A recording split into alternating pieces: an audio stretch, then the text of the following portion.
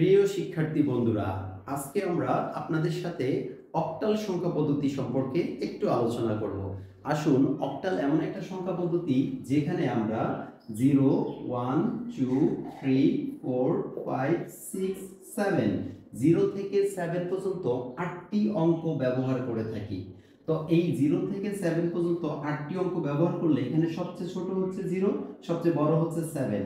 আর আমরা গণিতের নিয়ম অনুযায়ী জানি বড় অঙ্কের জায়গাটা দখল করে 0, বড় অঙ্কের জায়গাটা 0 দখল করলে আগে 1, অর্থাৎ 7-এর পরের সংখ্যাটি 10।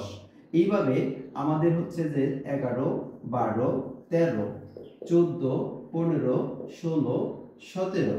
তো এখন যেহেতু আবার বড় অঙ্ক চলে আসছে, বড় অঙ্কের জায়গাটি দখল করবে কে? 0। আর তখন একের সাথে এক বেড়ে এখন কত হবে? 2, অর্থাৎ 17-এর পরের সংখ্যাটি হচ্ছে 20। তো এইভাবে আমরা গুণে গুণে যখন 27 পর্যন্ত যাব, 27-এর পরের সংখ্যাটি হচ্ছে 30। গুণে গুণে যখন 47 যাব, 47-এর পরের সংখ্যাটি হচ্ছে কত? 50।